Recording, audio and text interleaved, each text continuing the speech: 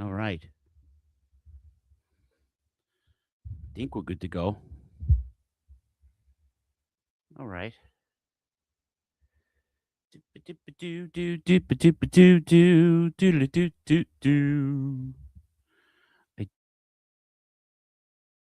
don't know if this is going.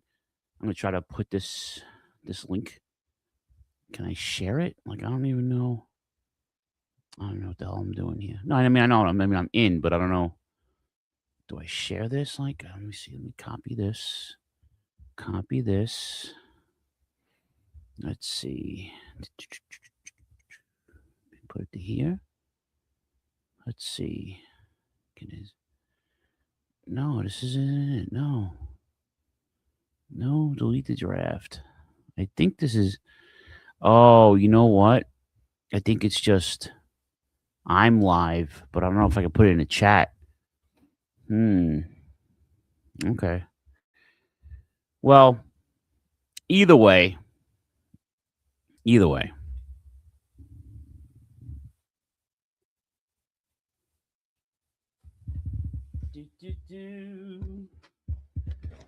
I do have notes. Not very good notes, but no, I'm joking. I got notes. I got notes.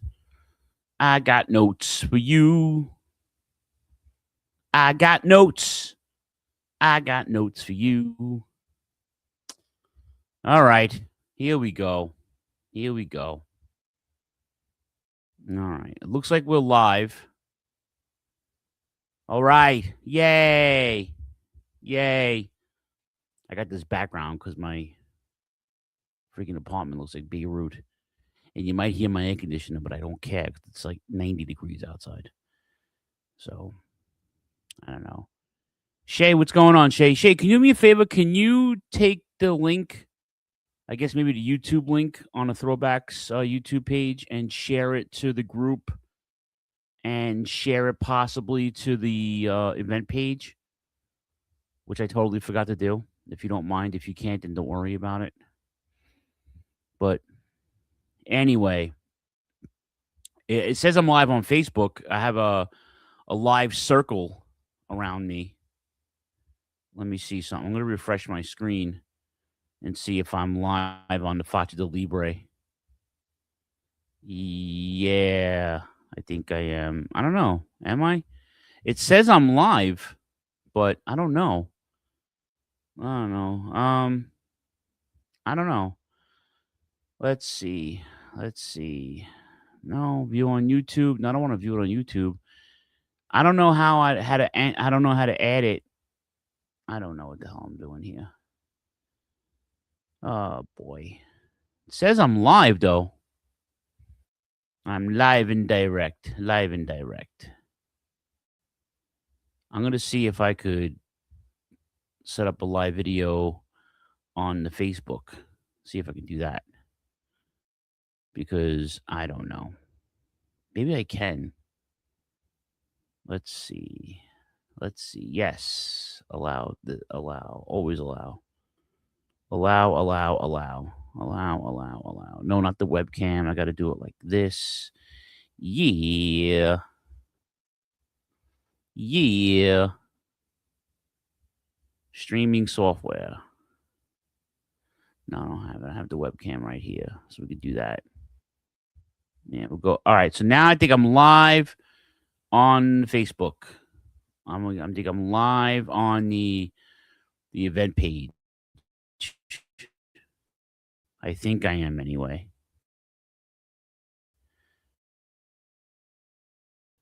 But you're gonna see a mess behind me there. So I don't care. Whatever is what it can. Oh, okay. All right. I think so. I'm not sure if I can. I don't know. I should be able to share the link. I don't know how to share. I don't know how to. I don't know what the hell I'm doing. Honestly, I have no idea what I'm doing. I don't. I got the banner up though. The banner looks dope. That's a plus. Thought I was gonna have to get some some assistance, but it worked out. That worked out pretty good, and I think I'm recording the audio on this too. So I don't know. We'll see what happens. We'll see what happens. You're on Facebook Live. Okay. All right. Yeah, but man, wish I can cover that background, but I can't on the Facebook. I have no idea what the hell I'm doing here. Stream, blah blah blah. No. It's all right. Fuck it. I don't care. It is what it is. It is what it is. It is what it is. Anyway. Oh boy. Yeah, so I'm recording. I think I'm recording this, right? Recording in progress. Okay. I got it. I think I got it. I think we're good. I think we're good. So, how's everybody doing? I hope everybody is doing well. It is what day? What's today's date? I think it's the 17th of July, 2026, and 14 years ago this month, in a very, very small apartment. Hey, what's up, Matt Squires? In a very, very small apartment on my ex-wife's 10-year-old computer and a clearance Best Buy $3 microphone. I started Turnbuckle Throwbacks. It was called In the Dog Pound initially. Helped me. Tank nicknamed that for me. Rest in peace. It was yesterday. It was his birthday. And I ran that for like, I don't know, maybe less than 20 episodes. I don't know what the hell I did with it. And then I think I took the name off right away, but I kept like the format of that, I think. I don't know. But Turnbuckle Throwbacks was always a thing at that point. I just didn't know how it would flow. Like logistically, I didn't know how it would look. But I started it, and in an apartment a little smaller than this. I'm actually leaving the apartment in 2 weeks. I just went to the new place today. So, but anyway, I'll get into that in a second. So I was talking to Kevin Castle at that point. This is 14 years ago, and Kevin would message me periodically. Him and Don Tony were like the thing at that point, and they had gotten over the whole phone calling thing, and they were doing the recording, the podcasting. Now, podcasting was not as big as it is now, truth be told. Now, everybody has a podcast now, but when I started it, there were only a couple of people who were doing it, and it was only people who had backgrounds in communications or radio, stuff like that. I didn't think it was a thing. If I'm not looking directly into the camera, I'm sorry. I'm just trying to look, just trying to make sure I could see. So, and if you guys can share this with everybody on your social media pages, that'd be cool. But anyway, yeah, I was talking to Kevin, and Kevin said, if anybody should be doing this, it should be you. And I was like, I didn't want to do it alone. And at that point, I had just moved to Staten Island, like literally, like it was like only when I moved, so October. Yeah, it was only like less than 6 months I was out there, and I had like a Tuesday off, I think it was, or a Wednesday off, and I was just no one was home, and I did it. I started it, and then a couple of months later, I discovered the Shining Wizards, who were on a year before me. They started a year before me, and I just was like the number one fan for a little while. I was jumping on this shit and supporting them, and then I reached out to them, telling them I'm doing my thing, and then we just became like quick friends, and here we are 14 years later. A year after that, the network started, so I was the first show on their network. Very proud to be on their network, always. And I know I don't do as many episodes as they do. They have like 800 something now. But I think we're gonna turn a table here. I think the new place will invigorate me. I think. I want to thank Kevin first. Kevin was very instrumental in getting this going with me. He just was constantly in my ear saying, to do it, even though it took him almost 5 years to come on the show. But he jumped on the chat sometimes, and he would support us. And then Quickly after that, I had through the Wizards. We were at a show, independent show, and in Jersey, I think it was in Rahway. I think it was a PWS show. I want to say. Um, so I met Dave Powers, the Mega Powers, and Dave and I started talking. And I said, I'm looking for a co-host. And Dave and I vibed, and I had just gotten back into Japanese wrestling, and that was Dave's forte. And he was like, I don't watch the current product as I used to, and blah blah blah blah. So we started talking. We formed a friendship, and before you know it, Mega Powers is on the show, and that was strong. And we had a lot of fun that first year because he jumped on the show because his connection with the Wizards, and we collabed with them, and we did a bunch of stuff with them. It was pretty cool. And then literally months after that, the Rant guys, and I was friends with the Rant EM radio guys because they had some shows too, and they were fun. And I was a regular listener because they used to stream live. They had a radio, like internet radio feed. Dave stinks. Nah, whatever, man. I'm not. I mean, well, I'll get into that in a second, but I'm just trying to give a recap of the podcast by memory because I didn't write that down. I have notes, but I didn't write this down, so I want to do this like casually. But when I started listening to Rant, I got into those. They had a bunch of literally characters, and one of the guys was Problem Child, and he had passed away. And it was like a big shock to the community. And then I jumped on their feed one day, and we were talking. I paid my condolences and whatnot, and then I just started talking to them regularly. Then on social media, and Double A and Tony C and Surfer and all those cats, Will Morgan, and a bunch of other folks. And through them I met Big Tone and Stevie Ray, rest in peace, and of course Rage, a bunch of other folks. And Double A invited me to the Rant, and then before you know it, I was streaming live every week. And yeah, Miss Destiny, and they had just characters, man. And it was great, and we all vibed. And then literally right after we started vibing, Dave quits the show. And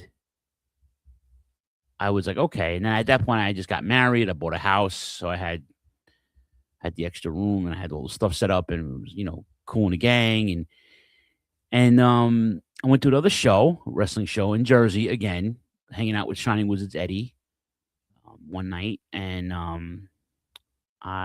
this kid comes up to me, and he's like, "Oh, what's up, man? My name is Andre. I'm a big fan." And and he hands me this Roddy. I love the show, and I heard you talk about Roddy Piper the other day, and he hands me an LJN Roddy Piper, and I was like, I don't even remember me saying I was going to be at the show, but I guess someone else told him I was going to be there or whatever it was. And he's like, I live on Staten Island. I'm like, yes. And then one day he friended me on Facebook, and we started talking. And I was doing some food shopping, and I was like, yeah, why don't you, I'm in a parking lot of like a Pathmark or whatever it was. And he went up to me, like, why don't you come by one night and hang out? If you don't live far. He was, I don't live far at all. And at that time, he wasn't even married yet. He was just engaged. And so I invited him over to the house one night. He sat in, he loved it. I invited him back in the next week. And then within like 3 weeks, after like 3 sittings, he was on the show. Choppy was I'm sorry. We got, yeah. So we had then actually after Dave, we got Kid Human. My man Scott for a brief couple of months there. And Scott was with the Rant guys too, and some other network that we won't even talk about. But yeah, Scott, I can't. What do you call it? I can't disregard. I just, like I said, I'm doing by memory. So it's been 14 years. So Scott, then Choppy, and Choppy was like the mainstay for like 5-6 years straight, and we did everything together, and we did some stuff with FTW. We did some live podcasts from there. We did some commentating for them, and we did Christmas parties with the Wizards. We did live events, and actually, when I so through Dave, I met Rob, and then I met his brother Elaine, and I met Mickey and Mario and all that crew. So, but after Dave tailed off for reasons we won't even discuss, uh, Rob stayed around, and we just had this crew. Man, we had a crew of heads. Tank was with us, and we used to go to these shows, and that's what Takeover Club started, and we just became just one crew. We would just going to shows. They were coming to my house every 3 months, watching the events and podcasting, doing live show. I mean, the Rant had insane programming at one point where we would cover all the pay-per-views and do pre-shows and inappropriate pre-shows for certain things. And I smile now. It's tongue-in-cheek. People don't get it, but the vibe was great. When they're going to Florida, I met Double A and Tony C, and I met Surfers in Philly. I went down to Philly a few times, hooked up with Surfer. Surfer came here once. I met him at Comic-Con. Double A came up here when he got married for his honeymoon. So, I was part of that. That was pretty cool. So we just all became good friends. And people like, oh, these are your friends, your Facebook friends. I'm like, no, not really. I met them all. Like, they're really good people. And that's probably the best part of the community is like you have this community of people that really care about each other. We, I know the Rant's not a thing anymore and whatever, but then a couple of years after that, I was separated, about to be divorced, and still doing the show. The show kept me going. Like it was bad, like bad. I was in a bad place, and while I'm in a bad place, Choppy's just expanding his family. He got married, a bunch of kids, and so we were still doing the show from his house, and yeah, the mega boss, this fucking Surfer. And then it was while I met a girl, and which wasn't in the cards, and I started messing with this girl, and I became smitten with her, and she got me into her fold of people, and I got invited to a barbecue one day. This kid shows up, and he's half in the bag, and he's got a Dusty Road shirt on, and I had a Dusty Road shirt on. He sees the shirt, kid sits right next to me, and we're talking, and he's like, even drunk, he was very, very intuitive, and he was very appreciative of the old school, and that was Jay. And I was telling, I mean, me and Choppy always thought about getting what if we had a third person? How to have four guys? What if three? At that point, there were 3 and 4 guys. And what if we did that? What if we can get away with that? And truth be told, there was a magic that Choppy and I had. It was almost like a good cop, bad cop thing. Like every time, I mean, I was inappropriate to an extent. Choppy was off the wall inappropriate. So it kind of, it made us a good team, and adding a third person, we didn't know how it would react. So I actually had Jay hang out with us to see if it would, if he would. I wanted him to get along with Choppy because his passion was so great, And as soon as they hit it off, it was like, all right, good, we're off to the races. So we added Jay as a third, and that became a thing. And that went on for a couple of years, and then the Takeover Club thing got bigger, and we got people from a couple of different countries, and I got family involved, and Hammer became a teenager, and now he's almost 20 years old. It's insane. But I had a crew, and then the crew became a little smaller, which was fine. The Rant folded, and it was just us, Rob, Elaine, myself, Jay, Choppy. Rage was hanging on for a while, and we were going to show. Then all of a sudden, we got a little smaller than that, Mario and Mickey. Mickey was showing up a lot. Mario was on the cut. But then, Mania came locally, and then we went to the local shows, and we took road trips to Philly, and just fun stuff. And then all of a sudden, 3 years ago, everything just stopped. It was post-COVID. COVID didn't really stop us because we all lived locally. So we either did, I kept equipment at Choppy's house, and Jay had a computer, and I bought another computer. So we were okay. And then right after I left that place and came here, I was starting to do stuff out of here. And then all of a sudden, like, just, through stuff beyond my control, everybody stopped coming. It was like a thing where Choppy added yet another child to his family.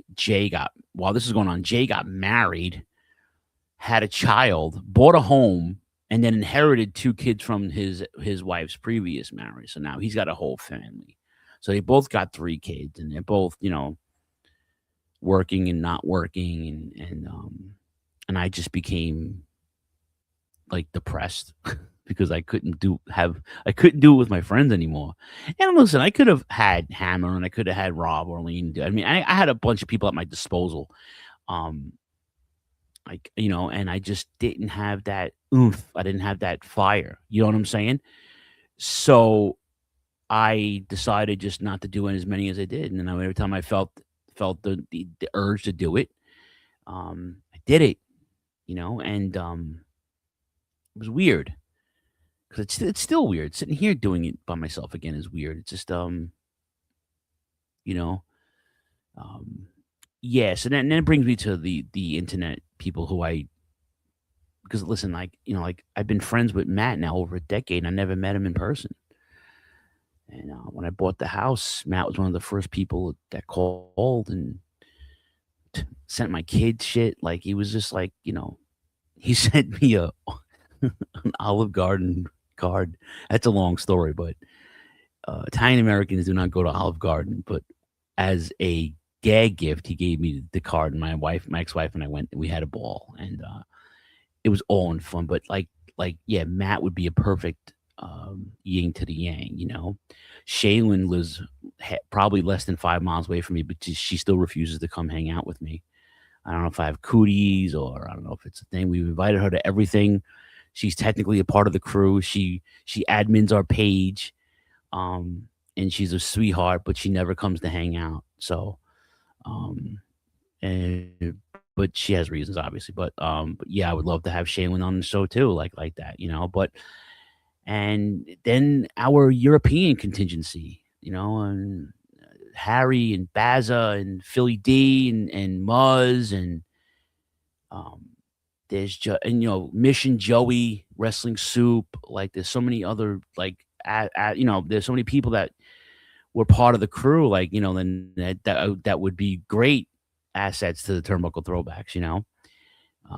But there were so many people that to this day still listen. I don't know why, but you still do. She can't reach the doorknob. Yeah, well, when I met her one time in the mall, I was with my nephew, who's now 15, if you believe that shit. She looked like she was 7, but I think that's part of her charm. That's part of Shaylin's charm. She'll always look 7, even when she's 60. She'll probably look 7. So I'm not gonna be able to do that, unfortunately. I'll be 52 in a couple of weeks. So, and then a lot of things happened. I got the opportunity to go to Japan, and it was life changing for me. Because of Robin and Elaine, they pushed for it. Behind the scenes, no one knows this, but the trip was offered to me as a gift from a special person in my life, and I refused the gift. I didn't want somebody giving me a plane ticket to go to Japan. Like, this just wasn't in the cards for me. I'm not that kind of person. But it took them like 6 months, like Rob and Elaine, Steph, to like talk me into doing this, and I did it, and it was life changing. And we went to 9 shows in 14 days, and I got physically sick, exhausted myself, and I didn't care. By the time it was like the last day before we flew out, I was literally in bed, like, just insanely sick. But I have a lifetime of memories, and because of wrestling, and I have all these fun things to do because of wrestling. And I was just in Chicago a couple of days ago for the G1, and Mott Spock, met him. through another podcast that wasn't even wrestling related. Now he's doing a wrestling podcast on the Shining Wizards Network with the ROH podcast with my man Will. And went to Mott Spock's house. Like, he came here, he did Turnbuckle Throwbacks with us a couple of years ago. You know? And then, like, now I'm going to his house in Milwaukee. How am I doing in Milwaukee in the middle of July? That's where I was, though. And Lean's like, if you go, I'll go. And I'm like, okay. Because, you know, Rob's not here no more. He actually wound up moving to Japan, for those who don't know. So it was weird without him, because those special trips, you know, that there's certain people that go with us. You know, it is what it is. It's nothing bad, but, you know, it's people, you know. And then Elaine and I went. We had a great time. But, like, because of the show, you know, because of my exposure on the internet, I met so many people. And Steph pokes fun at me. She's like, "Oh, your internet friends." I'm like, "No, but these people, like, it's not like that. It's like, you know, I know the only reason why I stayed on social media. Yes, I know, Shaylin. I didn't get to that yet. Can I finish my story, please, first, and then I can talk about wrestling? I have it written down. See, look, I have it written down. Where is it? Bruiser Brody, 38 years. Yeah, I have it here. I think I was gonna forget about that. My favorite wrestlers. But let's get to that. Well, let's finish the story. No, don't be sorry. It's just, it is what it is. You should, you know.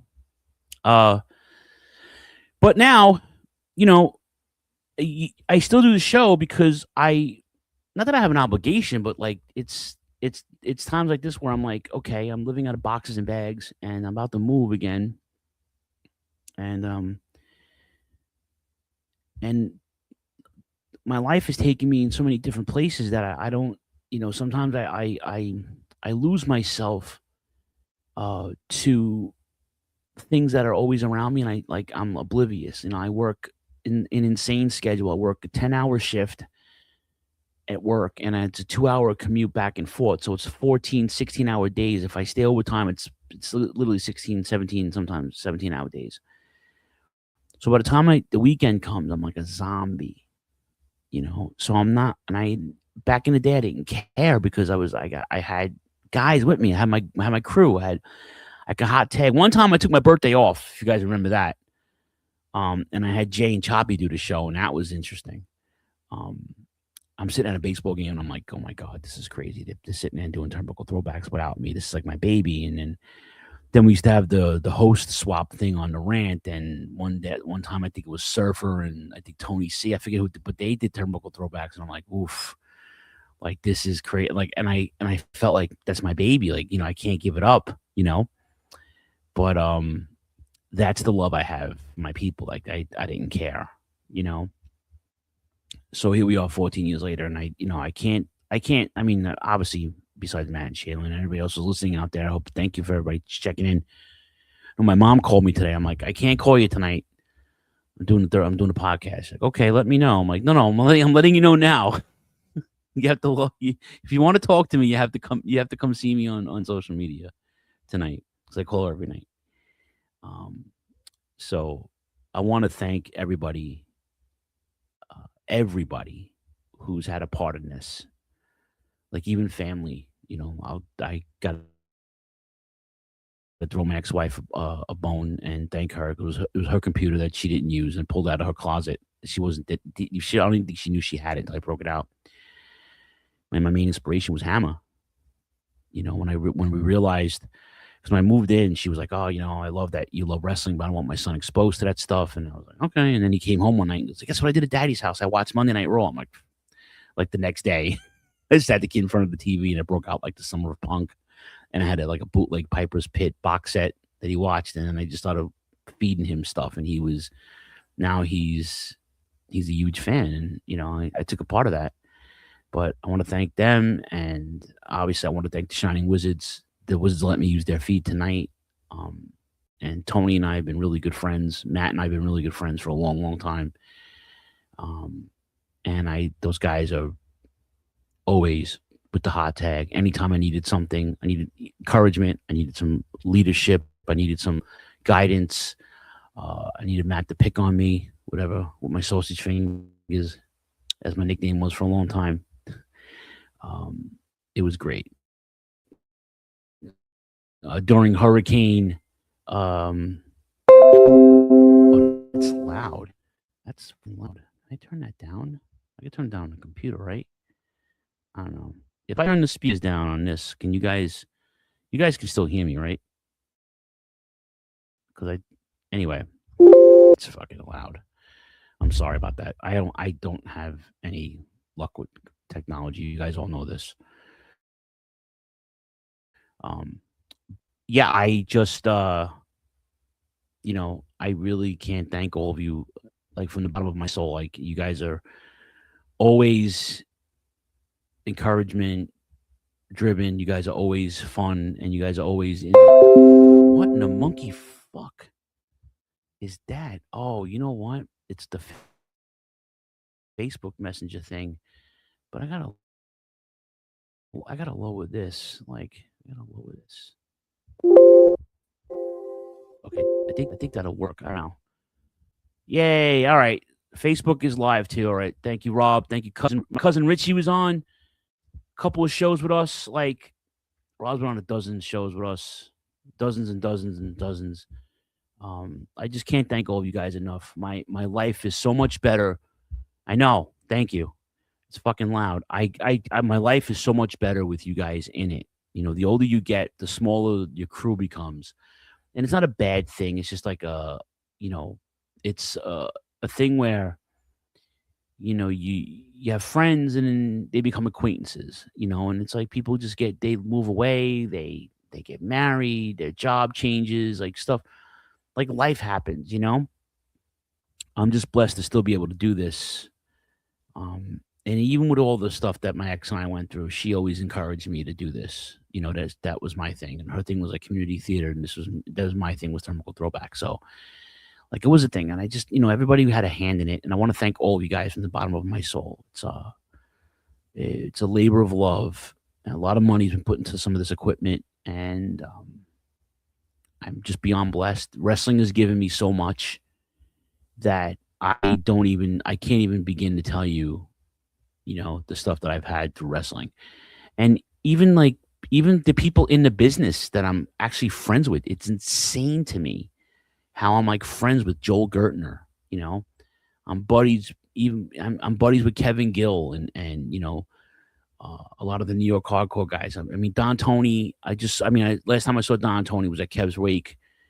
But like even Kev's family was all like supportive and like whatever you need, let us know.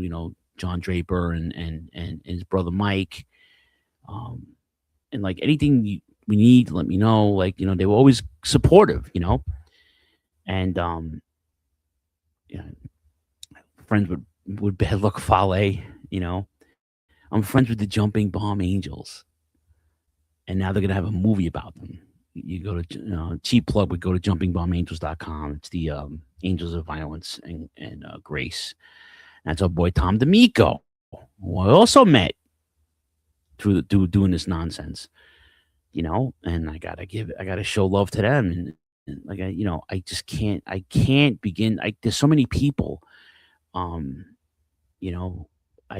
guys have been so amazing to me, and without breaking down and crying, because I do this to my therapist every Friday, and today was a little bit of a day because I've been overwhelmed with this moving crap, and I know there was a time in my life where like the littlest thing would bother me, no matter what it was, and to an extent that still happens, but not the way it happened anymore, but I've been medicated for like the last 5 years, like heavily, so I don't do anything stupid, or I don't have episodes of where I just don't want to do anything anymore, like literally, because when after the divorce, I literally was on walking to the ferry one night when I was still taking the ferry home, and I had this epiphany, and I almost fell to my knees. And I was like, I can't do this no more. Like, I can't do this commute. I can't do this life anymore. I can't do anything. And I had a good cry. And then I got on the boat and I opened my phone up, and it was the podcast app opened up, and I was like, I'm still doing something cool, because you're alone a lot. Um, and my immediate family lives 100 miles away, and my love life isn't as spry as it used to be, and that's not just because of life happens. It's not because of nothing terrible, but like, and I'm alone a lot, like literally alone. And I know I'm not alone in the sense where I can just reach out and talk to people, but I'm like, I don't have any physical contact with a lot of folks except for my main man. I mean, Augie, who's literally at my side every single day, like literally hasn't left my side in 14 years. He is as old as this podcast. I got him when he was a year old. So the year after I started doing it regularly, he came into my life, and I still have him. And it's been a struggle. My mental health has been a struggle. But I got help, and it's a thing where I don't have a lot of doubt anymore. It's a lot where I don't really question my self-worth anymore. And I don't have these episodes of darkness, you know. And part of that is because of this. Yeah, because of this. It's a credit to you guys. Hard to hear me. As whoever's listening on Facebook, I'm gonna send you guys the YouTube link. I should be live on YouTube. Let me see something here. Give me 1 second. Let me see something here. Videos live, right? It says that I'm live on here. I am. Okay, yeah, I am live. Okay. Yeah, so I'm gonna send you guys this link. Whoever's in the Facebook feed, you guys can have this. Yeah, here we go. There we go. Yeah, if you guys can't hear me on Facebook, definitely you guys can hear me good, right? On this. No more strings. Yeah, no more strings. And then it did through all of that, I got this gaming community, my tabletop gaming community. And there's guys locally that I hook up with all the time. My man Joe, the Codfather, I hook up with him all the time. He's got a club out here, and I got guys coming up from Philly. They got their club, and we roll much better, much better. There you go. Yeah, I think it's just the feed on Facebook. I don't know, because I'm streaming on 3 different platforms right now. I got Facebook, I got the YouTube, and then I'm recording it on just audio. So, everybody's in there now. Yeah. So I got the gaming guys, and it's definitely Facebook, Joe. I don't know what, I just doing the Facebook because there are people who are asking for it. So, but yeah, so there's Jessica. Hello, Jessica. And my cousin Richie's in the room. But yeah, I got the gaming crew, and it's like that kind of took a lot of my time not doing this, because it was just easier for me I didn't have to do anything but play, And then I went on a convention last year, and I met a bunch of other people, and that community is very vibrant, and it's there is certain things.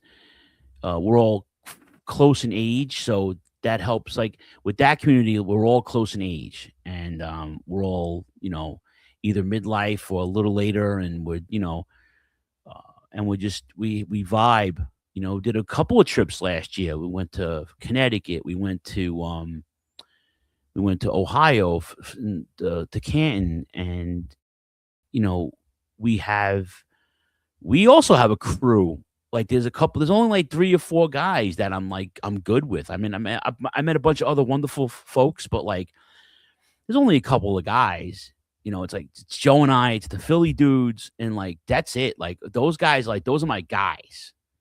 Like we, I'll roll with them anywhere. Everybody else is just they're nice people. They're just acquaintances. If I make more friends like that, I was to Joe last year. Like if I was telling this to the Philly guys at lunch a month ago, I was like, if you guys, and I keep saying this, like if you can make new friends after 40 years old, like you're set. You are absolutely set for like you're set because that really isn't supposed to happen. You're not supposed to make friends like good friends like in your late life. You're supposed to have like listen. I got friends from grade school that I still talk to. I haven't seen them in 40 years, but I talk to them all the time. I just lost another friend from EMS a couple of days ago that I haven't seen in maybe 15 years, but I talk to him almost every other month, and it's a reality. You get to a point in your life where you're questioning your mortality and you're like, all right, well, so these things have evened me out. The gaming, my creativity when I, I'm doing these projects, I'm still doing my strat league every month. And those guys, I mean, I've known those guys since I've been here. We've all hung out with each other's wives and friends, and we do things together. Matter of fact, my one strat guy, my buddy Gary, like I spent the entire football season with him and his wife and their friend. I met two more people from their crew. Like that. We just went to the bar. No, it was a bar restaurant every Sunday. We just ordered appetizers and a couple of drinks, and we're watching football. My buddy Andy, huge wrestling fan. I've been trying to get Andy on the show for 5 years. Andy is a huge wrestling fan. Andy even made a wrestling game, based loosely on strat. But but like there's so many outlets, and you're never alone. Even though I feel that a lot, but you're really never alone. There's people that you're never really alone. And I had to learn that through help and through self-awareness and shit. So, but yeah, so thank you to everybody who's been a part of this. Thank you. Yeah, 20 years. I'll be 52 in like 3 weeks, and I'm starting to feel it. I'm on my second eyeglass prescription.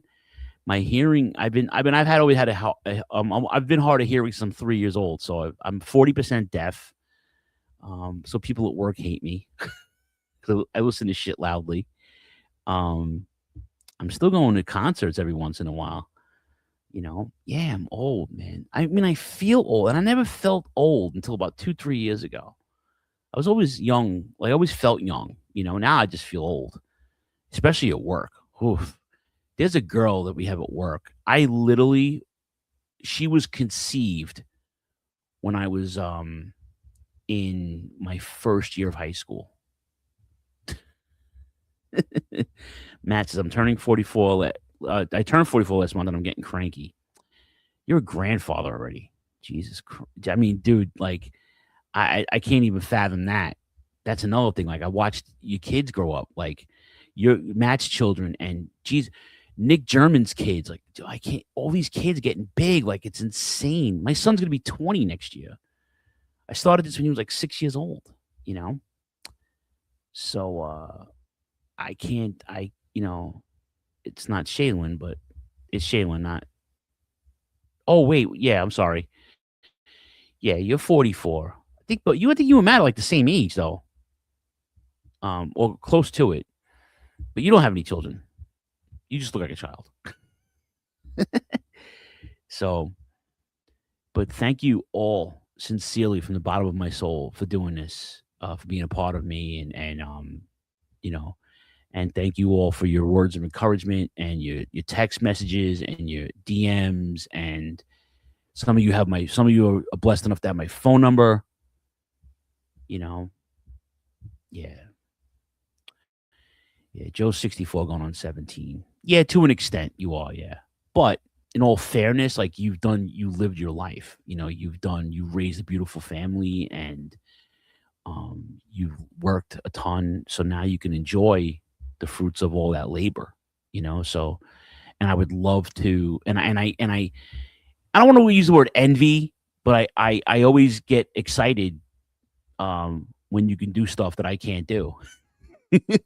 So now I'm vicariously living through you because like I work 12 hours a day, so I can't play all these projects and all that. But now I'm getting I'm getting the itch, and I'm excited for our next our hockey venture. Yeah, and Shaylin's, like I said, she's been moderating the page, and she's the boss of the page, and she understands what the page needs, and if I can't add stuff, she knows what she needs to do, and she has that trust in me.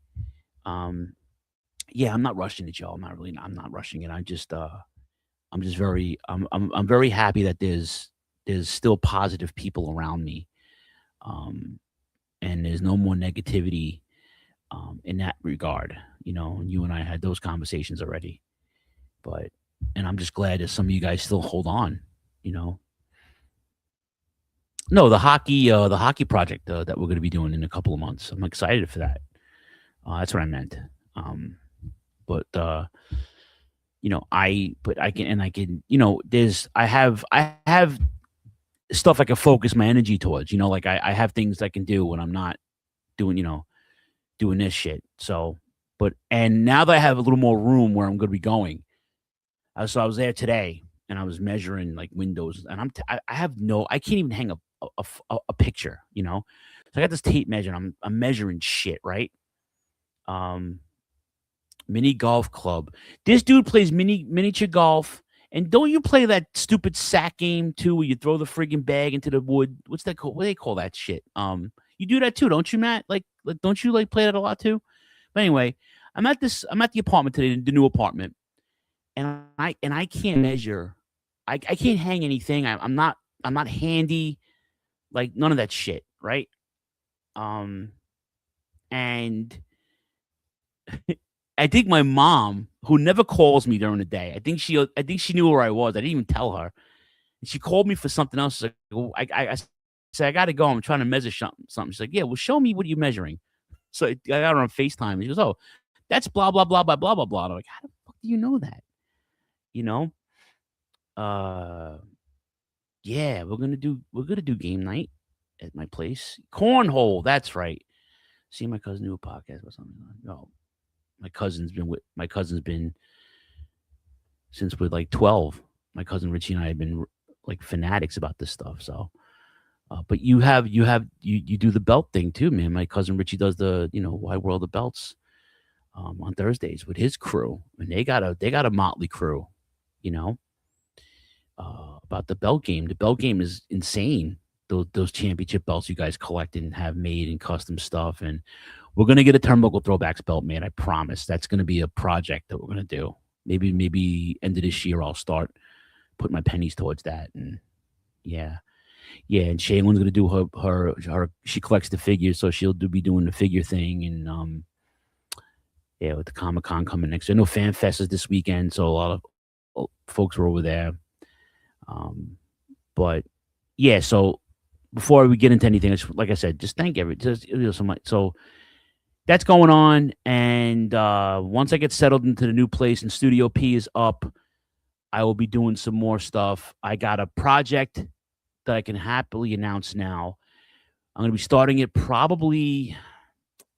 It depends on Motzbach. So Motzbach works for the Milwaukee Brewers. And the Brewers are really good right now. So if the Brewers make the playoffs, I can't really do anything with him until October, November. But we have an AWA project that we're doing. Like it won't be a separate podcast, but it'll be like a part of our podcast. We're gonna be breaking down AWA things, like matches and cards and stuff like that. So we talked about it over the weekend. We're very excited about that. So that's gonna happen. Yeah, we do a Legends Wrestling thing. Yeah, I got my Fed. I had ran 2 cards, but then I started packing moves, so that's all in boxes and shit now. So, but yeah, we got to get that, and we got to get Mitch involved in that too because he had a blast when we played in Connecticut. So, um, but yeah, so I'll be doing the AWA project, which I'm super stoked about because the AWA is something that we talk about, like not all the time, but the AWA was super important. The documentary is on YouTube on the WWE Vault. If you have the documentary about the AWA, that's a good watch, even for the casual wrestling fan. I mean, that Vern Gagne Midwest promotion was insane. If it wasn't for them, we wouldn't have had Hulk Hogan. I'll get into that another time. But so yeah, so now I got things going on. You know, I thought about. I've been shooting the idea to. I was talking about this to Elena actually over the weekend. Like, I don't know if I'm one of the I have somebody in mind for a co-host, but it's logistics right now. So if that ever works out, if I get a co-host again, it's a logistical thing. So if I can get that person up and running, yeah, I have the DVD too. I got it when it first came out, but it's on YouTube now, so which is cool. So, but yeah, I watched. I'm gonna watch it again before we do the AWA series. So Mott and I are gonna come up with a name for it. We're gonna do a bunch of shows. I think we have like 12 or 15 clips that he sent me, and we're gonna break down each one. So it's got at least 15, 20 episodes. And if we want to do more, there's so much on the internet, you know. So we got that going on, you know. And I do want to do a Bobby Heenan family thing. I for the last like 8 months, I've been piecing together at work different parts from Bobby Heenan's start in Midwest to his WWF run, all the people in his family, all the wrestlers he had in his family. And you'd be surprised, there's some good stuff in there. So I'm going to do a Bobby Heenan family thing. Can we do a Glacier podcast? You can do a Glacier podcast. And how about this, dude? Matt, you record a Glacier podcast. You on your own, do it on your phone, okay? Send it to me. I'll edit it. I'll put clips on it for you. I'll make an intro for you. You do that, and we'll make it a Turnbuckle Throwbacks special, okay? There's absolutely no way I'm going to spend 2 hours talking about Glacier, but you can. You can. Speaking of Glacier, I saw the new Mortal Kombat movie on the way home from Chicago the other day. Interesting, to say the least. Yeah, Bobby had. I mean, off the top of my head, Andre, Stud, Bundy, Ken Patera, Paul Orndorff, the Islanders, Rick Rude. Jesus, there's so many. He had so many people in his stable. So many people in his stable. Cool. I'll have 3 extra minutes. Yeah. Listen. The vault's got they got a WCW vault. You can probably find a ton of shit with him on those nitros and stuff. So, you know, in between the 17 million things you have to do as a grown up, you could probably that'll probably be like a task for you, you know. Red Rooster, Brooklyn Brawler, yes, a ton of people that he had in his stable. He had Blackjack Mulligan and Lanza. He had, I think he managed Nick Bockwinkel, Mr. Perfect, Kurt Hennig, Ric Flair. But I forgets about that. He had Flair. There's just a who's who of folks that he had in his stable, and the family tree is like the Bill Walsh family tree in football. Not as big as the Samoan family tree, but all right. Let's talk about some. Well, we'll just. I got some wrestling things, and then we'll get into our throwback. So, like I said, I went to the G1, beginning of the G1 in the outskirts of Chicago this past weekend. Was in Milwaukee with Mott Spock and Elaine the Brain. And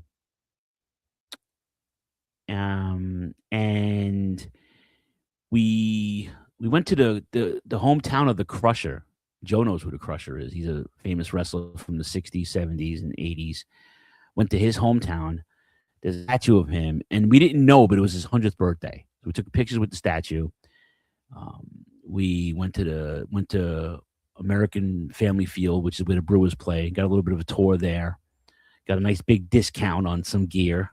So thank you to Mott Spock and his hospitality. Him and his wife put us up for the weekend. That was really amazing. Then we drove to Illinois, and we had some deep dish pizza. It's not pizza; it's deep dish. I think I drank the water in it. We went to even before that. We went to Milwaukee. We went to a Milwaukee Milkmen game, minor league game.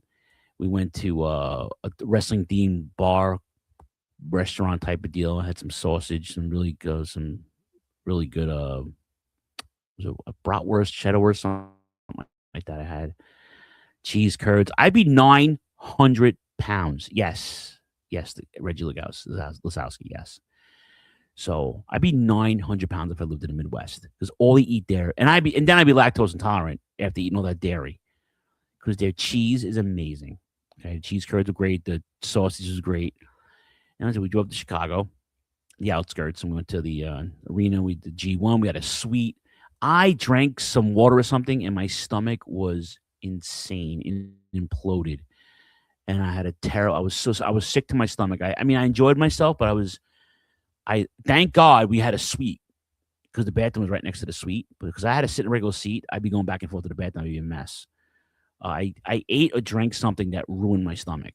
And it actually was, and my flight home was terrible too. But I had such a great time. G1 was incredible the first night. 9 matches in all. My pick had the second best. My pick to win the tournament, which is Shota Umino. My pick to win had a great match. Second to his favorite match, right? Then he gets a concussion. He's out of the fucking tournament. I'm like, oh, I can't win. I didn't eat that all in one day though. That's the thing. And I lost almost 40 pounds since February. So I don't eat as much as I used to. So I had like a sausage sandwich and I had a slice of pizza and I had like a thing of cheese curd. I wasn't eating like an animal, you know. I honestly, after I drank the water in that one place, I think it was the water because I drank water from a fountain we got custard too, but I think I drank out of the fountain because I was so thirsty, and I think it was the water in that fountain because you can't drink the fountain water here anymore. You know, you're supposed to. And it just makes you. I didn't order lunch through DoorDash. No, f those guys, ridiculous. Took almost 2 hours to go half a mile in Connecticut. That'll never happen again. As a matter of fact, the next time we go to D to D, I'm gonna bring more food. I'm gonna bring more food. I am. Because it's a lot of people there. We have to wait who's eating, who's not. I'm like, you know what? And I don't eat like I used to, you know? And then on top of that, I dropped like 2 pant sizes. So like everything, I feel like I look like one of them rappers with the freaking baggy pants. But anyway. So yeah, the G1 was great. Kenny won the title in AEW. I'm happy about that. Kenny Omega. I just don't like the fact that there was no build up for it, and I complained about that the entire weekend to Elaine, and Elaine agreed. You know, we just come to the crossroads that AEW is what it is. You know, and it's not bad. Sometimes it ain't good either. But it's like if you had all this money and if you owned a company like that and you would want to have a bunch of dream matches, there you go. You know. So Kenny won the title. One of the best matches this year so far. Punk regained the title from Sami Zayn at the last big card they had. And now he's going to be going to SummerSlam with the title. There's a tag match tomorrow. Saturday night's main event is tomorrow. They brought Saturday night's main event back. And I know I said this before on the show, but I got to tell you, man, Saturday night's main event was fun. Yeah, AEW all pop, no story. 100%. And it's, you know what? And it's getting better. And that's just, Darby Allin. Yeah, I saw it, Shay. I saw it. And listen, if I can't emotionally attach myself to a character, even if they're in a good storyline, I'll follow it. you know. And this whole Darby deserves it, whatever, man. Like, he's an original. He's this. What's up, Ryan? What's up, Ryan? I'm just checking the Facebook really, Jessica. Talked to Ryan today too. And so it's like it's a deal where if I can't emotionally attach to you, I can't, I'll root for you. Like, like, God bless. If you can, the stuff that he does to his body is like, it's insane. And he's barely even 200 pounds. So yeah, I was happy about that he lost, but Max is the man. Max Friedman is probably the most complete professional wrestler on the planet right now. He can talk, he can work. A lot of guys can do either or, which is fine, but now they're setting up for Ospreay and Kenny in England. They got a card in Canada before that in a couple of weeks. So all AEW needs is a bunch of producers in the back to write better shit for them. It's really all they need to do. They got Tony Khan has all this at his disposal, by the way, and he's been, listen, he's done TV wise, like, tremendous in terms of getting the 2 shows on cable TV like he did, and now the thing though with him with AEW is they got to stop having 4 or 5 hour pay-per-views. It's insane to me how you have 2 TV shows. If you were able to tell better stories on your TV shows, you wouldn't have to have 4 hour pay-per-views. They're on a Sunday night. They start at 7. The last one didn't end till 12:45. I was in bed by 10:30. I was out, man. I'm old now. I can't stay up. I can't watch 5 hours. My son came over to watch it. 10 o'clock. He's like, I gotta go. You gotta go. He's 19 years old. I gotta go. I gotta see my friends. I got 2 hours out of him, but even he can't stay for a full pay-per-view. Like, if you're not telling good stories on TV, it won't resonate on your pay-per-views. Okay, if you're gonna run monthly shows, monthly pay-per-views, charge people $50, $60, $70 at a clip. I mean, I don't pay for shit no more, thank God. I bootleg my stuff, and I'm proud of that. But like, I gave these people way too much of my money. I'm not spending $50 on 5 hours of just spots and, like, dream matches. So, but there's still stuff to watch though. Like, I still love it. I still watch it all the time, and I AAA is great.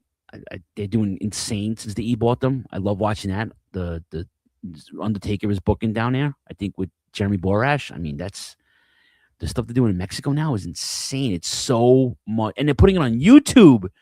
It's not even on regular TV. They run their shows on YouTube every Saturday. I'm like, this is great.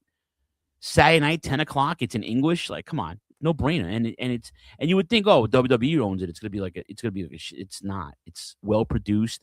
They still have their guys down there, and now they're mixing in WWE guys down there. They just brought Damian Priest down there, which is perfect because he's a Puerto Rican dude from the Bronx. It works out for him. Lucha, he'll get into that style, and it's like it's such a listen. I'm gonna say this. I've been saying it for 14 years. If you're a good wrestling fan, and what I mean by good, I mean if you can watch anything from any era, and you can find stuff to watch, I should say. I can watch a 2-hour show right now. 85% of it will suck. And guess what? 15% of it I absolutely adore. If you're a good wrestling fan and you watch a lot of shows, you can find something good. It could be a segment. It could be a match. It could be a storyline. It could be anything remotely regarding those shows. I promise you, you can find it. If you're a good wrestling fan, you'll find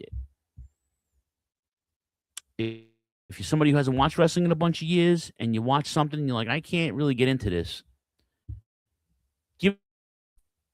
see something you like, someone that reminds you of somebody else, or like, there are things that come on and it's just like not, that's it. Did I see Trevor Murdoch do his best Mark Henry retirement?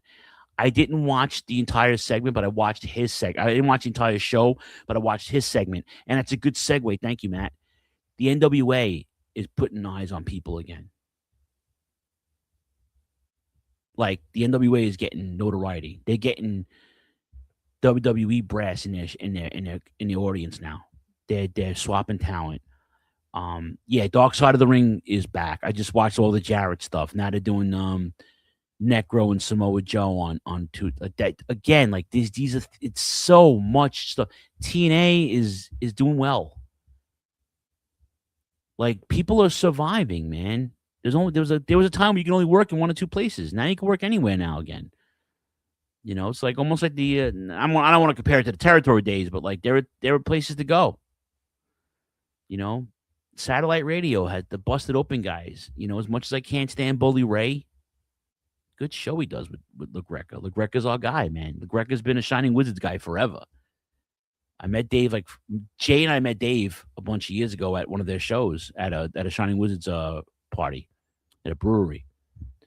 And LaGreca is a wrestling staple in Jersey, and he's been doing radio for a minute, and he comes from a radio family, and now he has a whole wrestling network. There's a network of just wrestling shows on satellite radio. So wrestling is alive, it's well, and it's kicking a lot of ass. And even if you're old, you can still appreciate it if you're a wrestling fan. I just mentioned the AAA. I love it under that umbrella. I love what they go. I love what they're doing. I just said it. Pay attention, man. Pay attention. Who's this? Oh, Nia Jax. She lost a ton of weight. Rob and I were talking about Nia Jax. So I like a little thick, though. I like my girls thick. So, but yeah. So, there's a lot of wrestling. Lot of wrestling. Let's see my list here. Thank you. State of the podcast. Moving. I mentioned Tom. Yeah, and Bruiser Brody passed away 38 years ago today.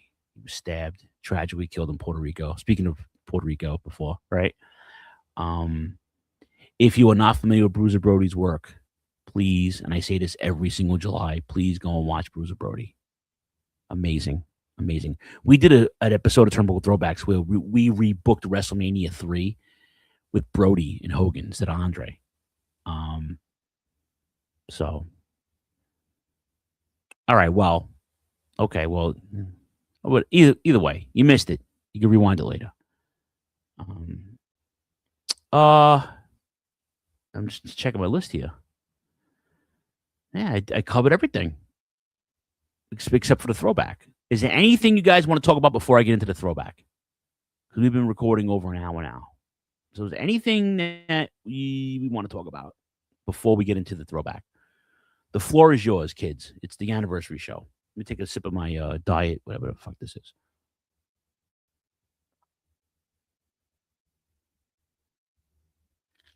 Dead air, don't care. I can edit that.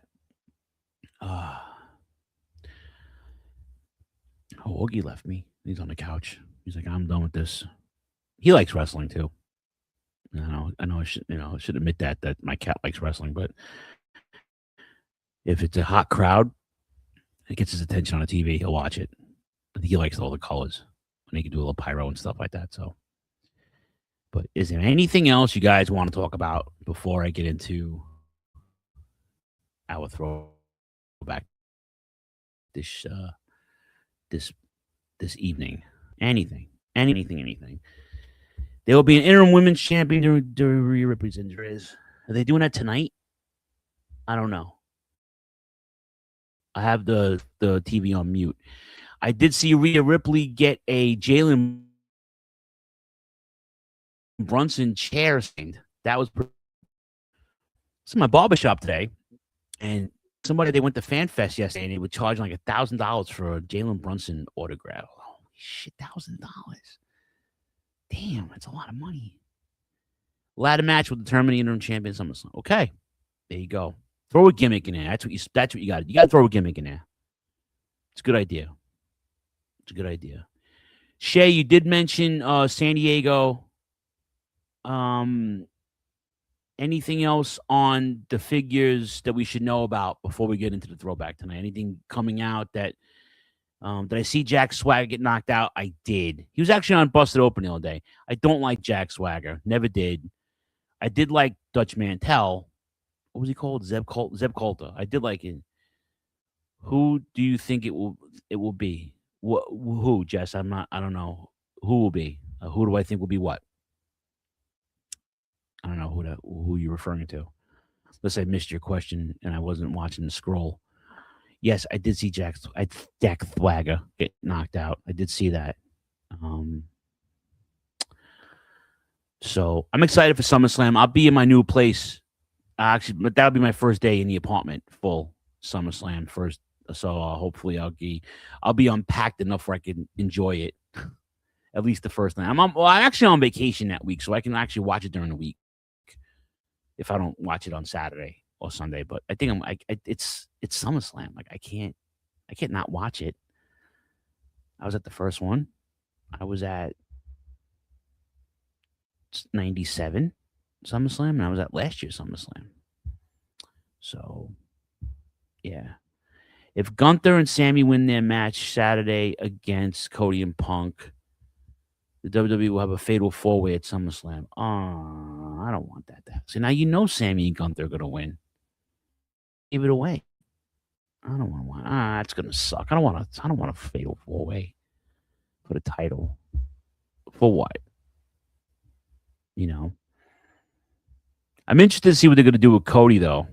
Like if they do now that Shaylin just announced that, I'm sure they're probably gonna friggin' do that. But does Punk keep the title and make Cody chase him until like Mania or some shit like that? Maybe. I don't know. I know Obafemi's gonna get involved by year's end for that. He'll probably win the Royal Rumble next year because he gave up his title shot. Go after to go and retire Brock Lesnar, which he'll probably do. I think Cody should go heel. Cody's best work was him as a heel between Bullet Club and then when they did the first All-In show in Chicago. Roman Reigns at Yankee Stadium. I saw that. He said it's a dream come true. Okay, Roman. But yeah, I saw that. That was pretty cool. But I'm sorry, getting back to Jessica's question or statement. Yeah, you know what? It'd be great, but he's putting too many he's selling too much merch right now for him to go heel. I think the kids like him. He's like he's like a hero to them, and he's doing all the Minute Maid commercials now and the vodka, and I don't know if he could pull it off. He's done it with Bullet Club, and then he won the NWA championship. I was in Chicago. I saw that. Bring back the paper bag gimmick. Didn't they make a figure of that? I think my son had that figure with the paper bag. That was awesome. Then he wore the friggin' face mask, like the basketball face mask. The pretty, what do they call them? Not unpretty. What the hell are they calling him? Handsome Cody Rhodes, something like that. They called him. I forget. But and the reason why I'm not wearing the Dusty shirt for tonight's throwback is because I have it packed away already. Ryan joins us.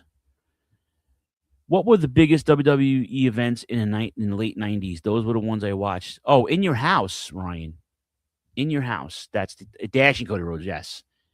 I think Ryan's referring to In Your House. There were some classic ones. Classic In Your House pay-per-views from the 90s. Correct. And if that's what you're referring to. If I think Paul Heyman's going to turn on Brock. Paul Heyman always attaches himself to the Next Generation. So you can make Oba the heel too, though? Oba and Cody? I don't know. Then who's gonna be the face? Who's the fool of the faces? Beware of Dog. Remember that one? Yeah, over the top. Not over the top. That's a freaking. That's a movie with. That's a Sylvester Stallone arm wrestling movie. Was it over the edge? Over the edge, right? Not over the top. I'm getting old. I'm getting old, kids. I'm getting old. Tiffany Stratton in the ladder match. Good for her. God bless. Keep it. Beware of Dog was good. Yeah, In Your House. Baron Corbin, I was shocked about that too. But if you watch any of his MLW stuff, killing it. They're bringing Enzo and Kaz back too. Come on. Genius. And now Big Kaz I hope they push Big Kaz to the friggin' moon. because he's from Queens. Shout out to Queens. That, and he's 7 feet tall, and you can't teach that. The kid's got it. The kid's got it. He had a match in AEW. Forgot the match he had, but it was just the way he moves and his physique, and he's not messing up his life anymore. He got married, looks like $1 million, and I like big dudes, man. I like the big, massive dudes like that. That was my era growing up, you know. Either you were tall and big, or you were just a super heavyweight like Bam Bam and Vader and Big Kaz's Android 18 from DBZ. I don't watch DBZ. I have no idea what you're talking about. See, this is where I miss Choppy. Choppy was the anime head. Yes. So, either way though, I want folks to get their money, man. They would talk about second chances on radio. I'm like, yeah, second chances are very, very hard to come by in wrestling. They bring folks back, and it's like a fart in church. You know, like you don't really get that whole, you don't get the whole package no more. You know, it's like when they brought Ken Patera back and they dyed his hair, and like he was just a shell of what he used to be. And like there's so many guys I could talk about. They brought Billy Graham back. They brought a bunch of guys back. They brought Morocco back. He was terrible. A bunch of wrestlers they brought back, and it was just like their tenures weren't as good as it was in their first run, because they did nothing to themselves to reinvent themselves. But Kaz, there's so much you can do with him, you know. And Enzo's a good mouthpiece. Even if Enzo didn't even wrestle anymore, he's just a great mouthpiece. Enzo could be an amazing manager, 100%. He's still in good shape. I saw him last November at the big event when I got the Morocco autograph. He was had his own table. Looked really good. He had his girlfriend with him. Looked really, really good. He's talking to everyone. He had a little buzz at his table, you know. I just want guys to win, man, and girls. I want them to succeed. It's hard to succeed, even when there's places to work, you know. Steve Yaffe passed away. The Timu Jimmy Snuka, rest in peace. The Post had an article about him having this feud with Flair. He had a match with Flair, but it wasn't like a feud. I don't know if they fought more than once, but like he's not known for the feud with Flair. He's known for being Snuka's cousin in storyline in WWE, WWF. So anyway, so yeah, so I'm just excited, man. You know, I can't. I'm a fan. I'm always gonna be a fan, and I'm happy for these guys. And they should do better. Shit, they really should do better. You know. All right. Anything else before we do our throwback? Because I got some Ralph's Ices in the freezer I want to enjoy before I go to bed tonight. I got packing to do tomorrow. I might go back to the new apartment tomorrow too and do some more shit. But anything else you guys want to talk about before I get into this throwback? Because we covered the throwback already, but now it's the 40th anniversary night, and I want to just. And when I mix the audio down and I put it out as a podcast, I'm going to put some audio clips on there from the leading up to and after the bash of '86. You know, gotta make myself a sandwich. There you go. Make yourself a sandwich. Go make yourself a sandwich. I had Wendy's for dinner, so I haven't had Wendy's in a while, but. They had some kind of like they had the minion meal, but I don't like bananas in my shit, so I want like the banana or whatever it was, the Frosty. But I did see the Minion movie; that was pretty dope. I like those movies; they're really awesome. Anyway, all right. So a couple weeks ago, we had the 40th anniversary of the beginning of the Great American Bash of '86. Now, for those who don't know, the Great American Bash was a summer tour, basically. That started by Dusty Rhodes. Dusty Rhodes started the bash, the Great American Bash, and what they did was they would tour bigger arenas, venues. Yes, we're gonna get to that. That's the first match, Matt. Yes. And this one particularly was big for several reasons. One, because it was a month long, basically, right? That's one. And some of the venues were in North Carolina, Philly, Memphis, West Virginia, Cincy, Roanoke, Virginia, Tennessee, culminating in, the last one, which is on the 26th, which is the one we'll do tonight.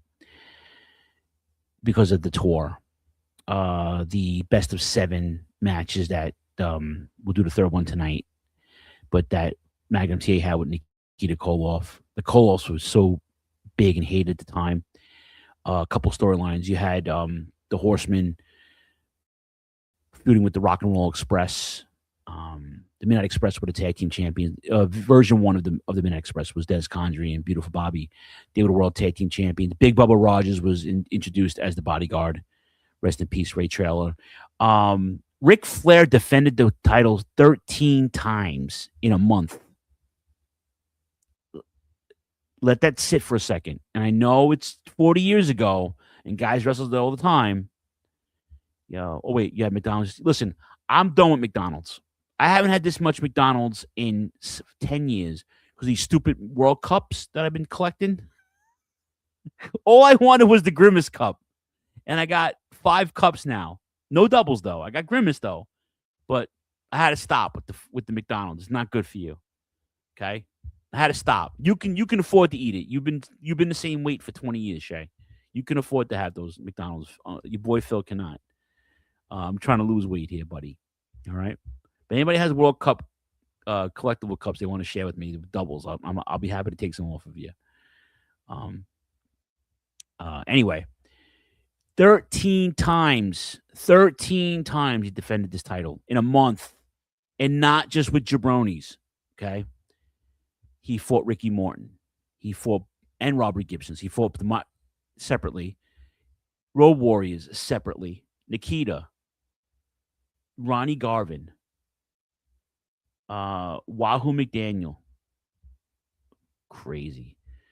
Do the cups get next to the Batman frosted mugs? I have the Batman frosted mugs, actually. I do. From McDonald's. I have those. They're in storage. I have all those, actually. The Riddler one's my favorite.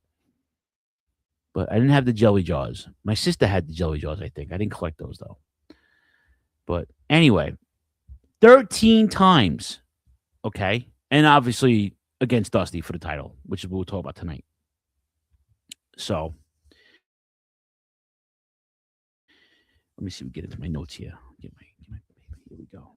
But, yeah, so the 26th. And I believe this was North Carolina.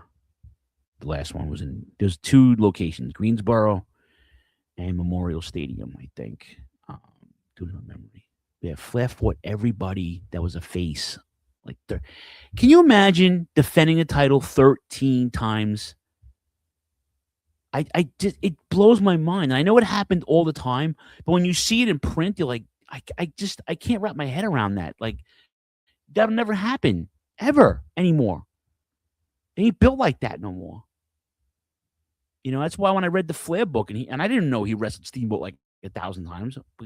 A, they weren't on TV, and B, by the time we got to see the 3 matches in 88 and 89 with them too, it was flawless because they fought 1,000 times before that.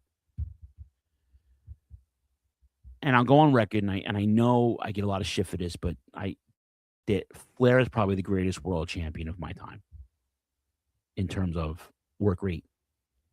And he was my era's Max Friedman. He talked, he worked. He was everything. He was the complete package. And there's arguments there with other folks. There's the Bret Hart fans, and there's the Shawn Michaels fans, and there's the Hulk Hogan fans, and the Sting fans, and guys like that. But no one did it better than Rick. Okay. And I'm a dusty guy, I'm telling you that. Okay. So, and Ric Flair did it. They were like racehorses. They trained like racehorses.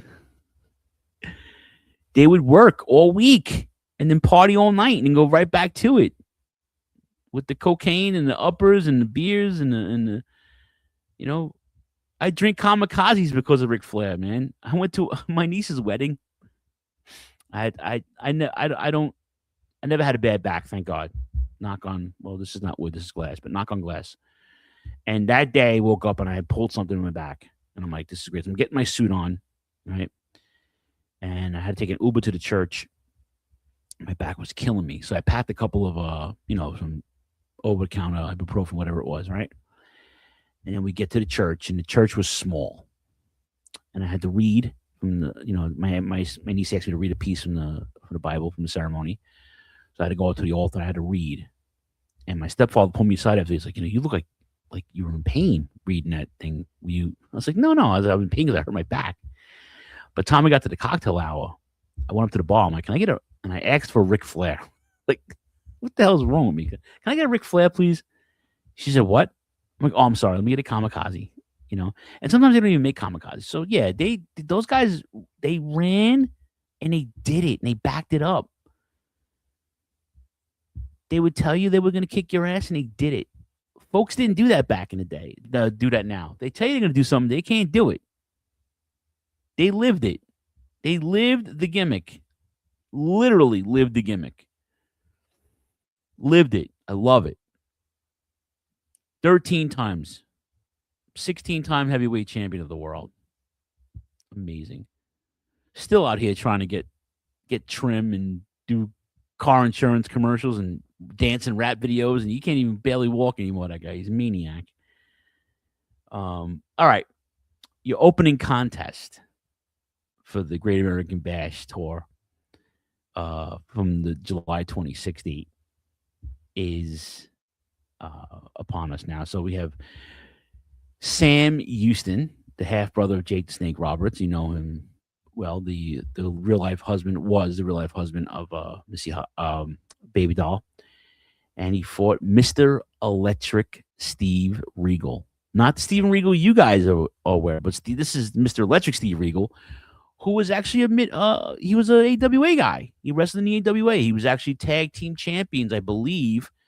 If I'm thinking about this right, Mr. Low Voltage. Mr. Electric Steve Regal him and Jimmy Garvin were a tag team. If you know of the AWA Remco figures, they came as a tag team. Him and Jimmy Garvin. So him and Jimmy Garvin came from that area. They did, and I want to say they both wrestled in Championship Wrestling from Florida as well.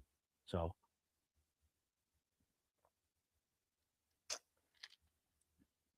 But this was basically like a light heavyweight match before light heavyweight there was a light heavyweight champion at the back in the day.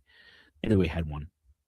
I want to say it was I forgot the guy's name, but those were like He-Man figures because they did look like He-Man figures.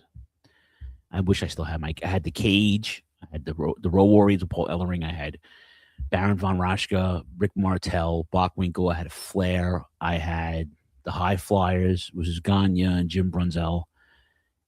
And I didn't have Jimmy Garvin. There was two Jimmy Garvins. No, I'm sorry. I think Jimmy Garvin and Steve Regal came with Precious. I think. I'm doing it by memory. I didn't have those figures though, but I had the other ones. There were the Long Riders were figures. I had Abdullah and Carlos Colon. And I remember those. I got those in Florida when I was in visiting my aunt on winter break. I was in like a Walmart or I think it was I think it was like Walmart or KB Toys or something like not Walmart. It was in some store. I forget what it was, some chain, and they just randomly had these figures. And I'm like, Grandma, can I get those? And she was like, how old are you? I'm like, I'm 12. You want figures? I'm like, just go with it. So I talked her into that. There's actually a picture of me holding one of the Bill Apter books from back then. I got that as a gift too. So that was a good winter. Spent the winter in Tampa, Florida. Anyway, yeah. So Mr. Low Voltage beat Sam Houston.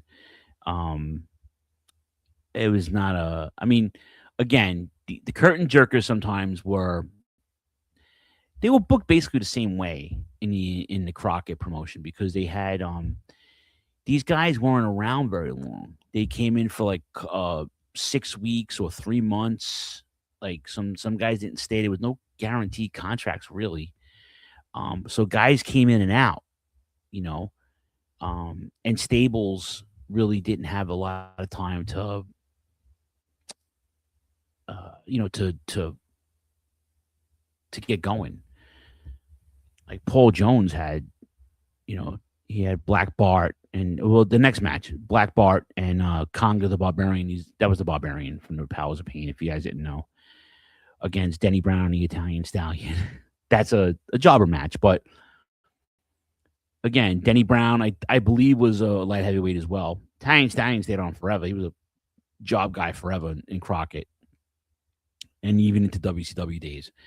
Yeah, Black Bart was another guy. Like, these guys were in and out of the Paul Jones army too, So those guys, just to get guys over, like everyone wants to get a payday. So you're booking like that and just kind of get guys in, and it's the bash. And I'm sure these guys must have fought 7 times already, So anyway, and it's sometimes it's nice to see guys from their beginnings, like the Barbarian was. These guys, you forget these guys are around by the time we get to see them in like WWF. These guys have been on for, you're like, oh shit. Like the Warlord was a baby doll. He was a singles guy at the time. He still had hair.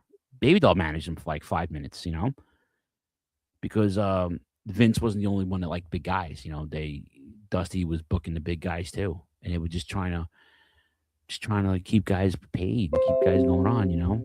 Stop with these Google Chrome. Why am I getting like Google Chrome? Like I don't know how to fix that. Get these pop-ups from Google Chrome, but anyway, the next match was a Paul Jones Army match. Number one, Paul Jones was one of my favorite stables because he was such a good heel. He was actually a face wrestler. I think him and Ricky Steamboat were like tag team champion, NWA tag team champion back in the 70s. But Paul Jones had an army. That's what he called them. Skandar Akbar had his army in World Class. Paul Jones had his in Crockett. And it was a rotating roster. Like I said, guys weren't there very long. They worked X amount of weeks, couple of months, and that's it. Who are these guys on? Oh, that's the War Raiders, the War Machine guys. They're aren't they they're like AAA tag team champion. That's dope. Anyway, moving right along. The Raging Bull, Manny Fernandez, former world tag team champion with Ravishing Rick Rude, another Midwest guy. He was tag team champion with Rick Rude earlier in the year. Rick Rude left. This was 86, so I don't know. When did Rick Rude make his WWF debut? Was it 87? So I'm wondering if Rick Rude went back to Texas for a little while for Fritz, and then went to Vince, because they split up as a team, and then Manny Fernandez went solo, and then he started teaming up with Jimmy Valiant. We'll get into that in a second. Who's also Jimmy Valiant was the number one target for Paul Jones. Him and Paul Jones had a long feud, like themselves, and then he just put Army guys on him. Who would you say was the Bobby Heenan of the promotion? Of Jim Crockett? I want to say Cornette, but Cornette didn't have, in terms of managers, like personalities, or like stables. If it was stables, then you go with the Horsemen. In Crockett, you had the Varsity Club. You had the Legion of Doom. The Legion of Doom was in Georgia. They were a stable. But not by the time I got to Crockett, they were just the World Warriors, or Legion of Doom, and Paul Jones had the Army. But that was like the only stables really, and then people would just rotate, like they were like pockets of, like, the Russians had their own crew, and when Nikita went face, Crusher Khrushchev left he went to the E for Demolition. Uncle Ivan went to Paul Jones's army, with the Powers of Pain. So, like, again, Paul Jones kept rotating guys, and that worked out for Uncle Ivan because he just stayed. And then Ivan became a face eventually, but he was the last longing when we didn't hate Russia no more. When the U.S. didn't hate Russia no more, they were hard to book as wrestlers now because this was like real life shit. And they're like, both these guys were not Russian. None of those guys were Russian. None of them. I forget where Ivan's from, but Nikita's from Minnesota. Crusher Khrushchev, Barry Darso, he's a Midwest guy. He's a Minnesota guy. All those cats would not Russian, but they had their own crew. So who was it, Bobby Heenan? I guess Paul Jones. In terms of managing style and mouthpiece, Jim Cornette. Jim Cornette really didn't have any of the wrestlers. He wrestled the Midnight Express exclusively. He managed the Midnight Express exclusively, and then he briefly went with the Dynamic Dudes and then set them up for failure, which is on purpose, which is pretty dope, actually, when you think about it. The Freebirds were a crew. They rotated with Jimmy Garvin, and at that point, Buddy Jack didn't go to Crockett with the Freebirds. It was Jimmy Garvin, Michael Hayes, and Terry Bam Bam Gordy. So, like, you had crews, but, like, I don't know. To answer your question, long-winded. So, yeah, probably Paul Jones. Manny Fernandez beat Baron von Raschke in a glove on a pole match. They jazzed it up years later and called it the coal miner's glove, but it didn't matter because, like, Paul Jones got involved. He put on his own glove, and Manny Fernandez has been helping out Jimmy Valiant, and at this point they were building up a hair versus hair match with Jimmy Valiant and Paul Jones because Pez Whatley, who was with Jimmy, turned on him, became Shaska Whatley. He joined the army, and they shaved Shaska's head. And now Paul Jones has, said, "I'm going to make you a bald-headed geek." Jimmy Valiant said, "No, I'll make you a bald-headed geek." And we'll get into that in a second. But I want to talk about now the next gimmick match was the Wahoo McDaniel and Jimmy Garvin. Baron looks like Mr. Freeze without his suit. He does. Another Minnesota guy, like legit wrestler though. Like he competed amateur and shit, like, but another Midwest guy. When they couldn't work for Vern, they just rotated him. Whoever Vince didn't cherry pick, and if guys left Vern, they would go to Crockett. Made sense. They can get paid.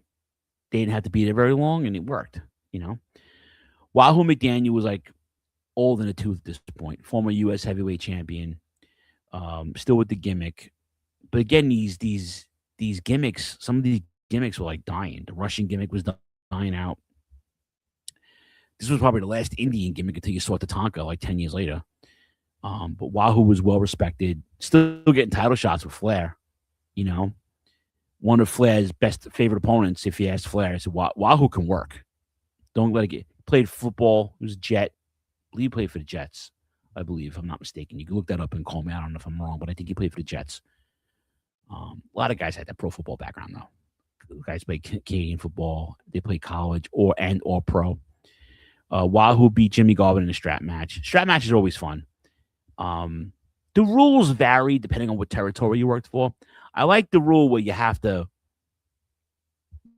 you're connected to the strap, and you have to tap all four corners with the strap, but it's easier than it looks because now it's almost like when you're a boxer and you have to cut the ring off, So it's like depending on who's in the ring or who's in the match, I should say, if everybody's in the right places.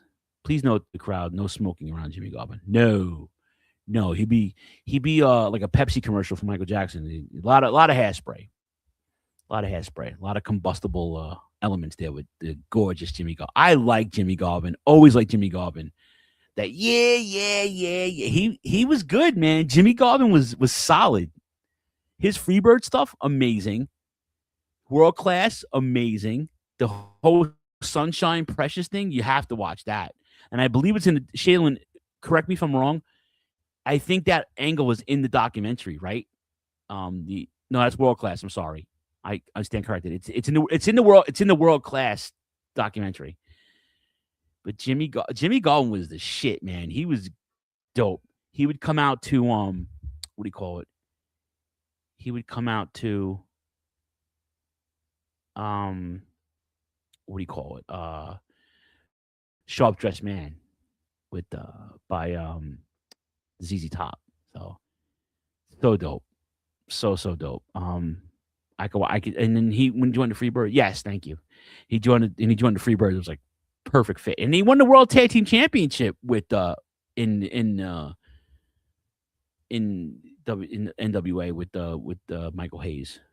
You know, he worked better than Hayes too, by the way. I mean, Hayes wasn't a great worker, but he could talk, and Michael Hayes wasn't terrible in the ring. Jimmy Garvin was much better, and they could both talk, which is fun. They were in that one War Games match with the Samoans against Dr. Death and the Road Warriors. I remember that. That was fun. Anyway, let's get back to Starrcade. Great American Bash. Starrcade in December. So Wahoo beats Jimmy Garvin in the gimmick match, right? Now, Tully Blanchard is the national heavyweight champion. National heavyweight champion is basically, you know, they say now, listen, we complain about how many belts friggin' AEW has. Crockett had a lot of belts too. You had the TV title, the national title, the TV title, the world title, the world tag team titles, the U.S. tag team titles, and then you had the 6-man tag team titles, but they didn't have belts all the time. They had a trophy, and then they had both. Could you imagine Garvin and Jimmy Del Rey? Ooh, rest in peace, Jimmy Del Rey. But yeah, that would have been that's a solid team, Matt. Solid team. Gary Hart said in the WCW documentary that Jimmy had better chemistry with Sunshine. Yes, that's true. That's true. Sunshine was good. Not Precious wasn't bad either, but Sunshine was more into it than Precious was. I feel like she was more in tune with the crowd, and she had that homely look to her. She wasn't like all jazzed out, but she's still like the girl next door type of deal, you know. But anyway, so Tully's the national heavyweight champion. He's got a few going with Ronnie Garvin. We know how I feel about Ronnie Garvin. I'm in a good mood. I don't want to get into Ronnie Garvin. Ronnie Garvin is the Hands of Stone, okay, and he got this tape to fist gimmick, and he's knocking people out left and right, and he's telling people that I can knock out Tully Blanchard with my tape fists. So now Tully's coming out with every week he's coming out and he's got the roll of tape and he's taping his hand and it's building up to people texting me. I'm doing Turnbuckle Throwbacks. Okay. I'm gonna put that away for a second. So now it's a deal, right? So it's leading up to Jimmy Garvin actually winning.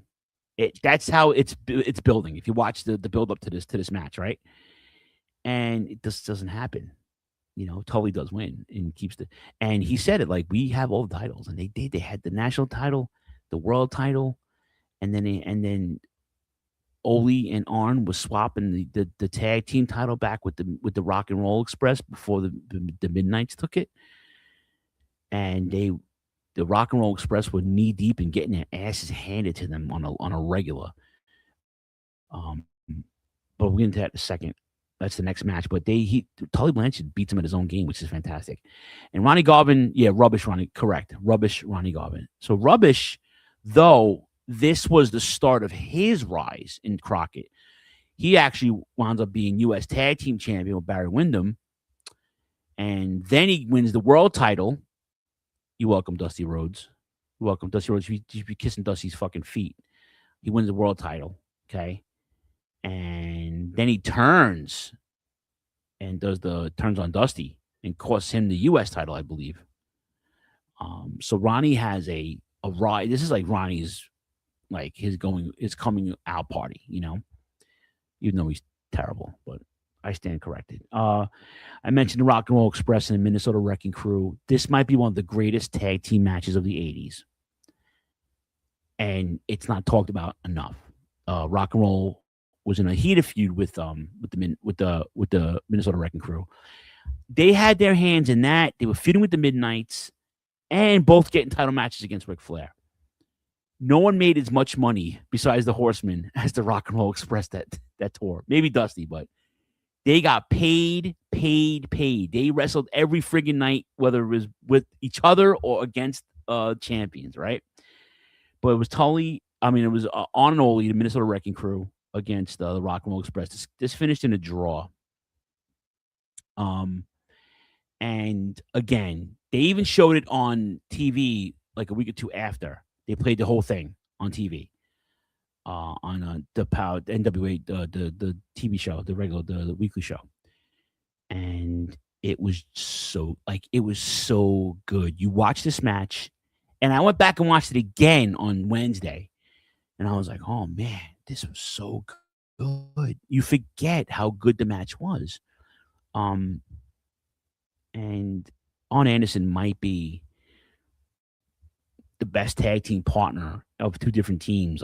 Ole was phenomenal, cutting the ring off, working on the body parts, just brutal. These guys did not play. It was ground and pound all day, nothing fancy. They can finish you in so many different ways. Robert was an awesome tag team partner because he can see his opponent. It's messed up. I don't have Choppy's bell no more. Son of a bitch. Poor Robert Gibson.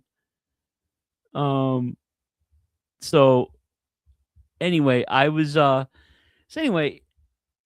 please, if you haven't watched it already, go watch this match. It's fantastic. And like I said, it finishes in a draw, but for the build up for this, because Ricky Morton had lost the title match to Flair, and they jumped him, and they broke his nose. He wore a mask before Cody Rhodes did, and before Rip Hamilton did for the Pistons too. but yeah, the build up was so good, and then Ole kept telling him listen, you guys, and they were doing these matches where it was not all anything goes, and it got more intense, and Ole kept telling him you guys are signing up for this stuff, because then they had this tour thing afterwards after the bash where there was a Rock and Roll Express tour. They had these contests where girls got to go on dates with them, and and kids were dressing up like them, and they were so over, man. They were so over, and they were really good. Both guys can really, really work, and listen, there's so many Ricky Morton stories. He's still wrestling. He could barely walk, but him and his kid are still wrestling. He just loves the business, and you could tell he loves the business, and you could tell that he's really into it, and he's very grateful and humble, and I can't say enough about the Rock and Roll Express. You do your homework. Just do your homework. They were so over. And obviously the main event, for the third time in his career, Dusty Rhodes becomes the heavyweight champion of the world. He beats Ric Flair in the cage. And this was Dusty's last world title, taking a step back in his career. More behind the scenes stuff. He did have a U.S. title run too, but he was still 6-man champion with the Road Warriors at that point too. But this is significant for me because I just discovered around this time, I was 11 or 12, and I discovered NWA on TV. You read about it in the magazines, but again, all this stuff was 6 months ahead. I was 6 months behind.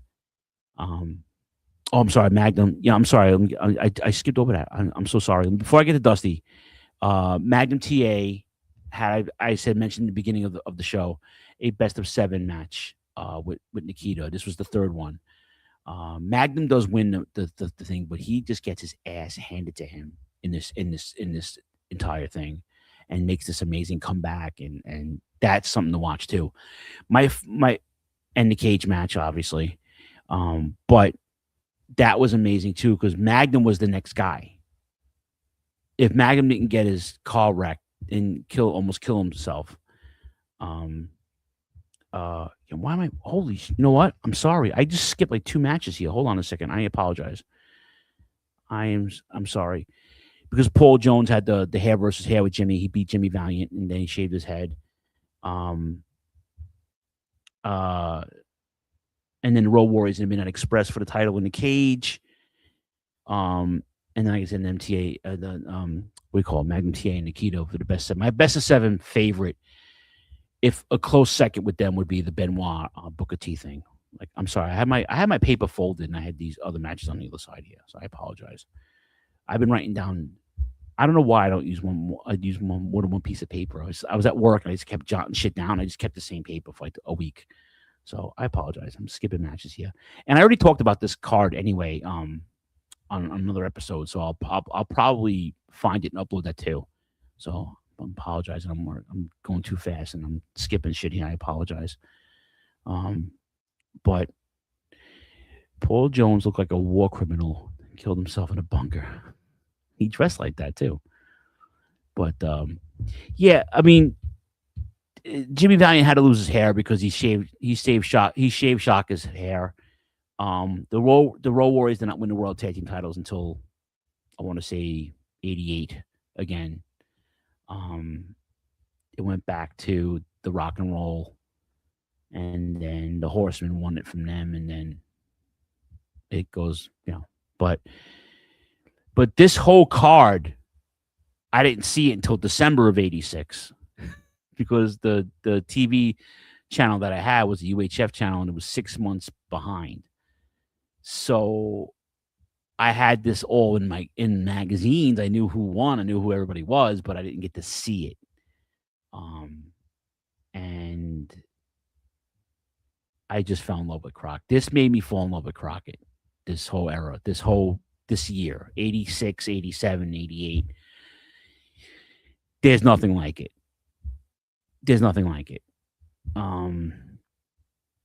And I skipped all those matches. I apologize. I went like, this is insane. And this is live too.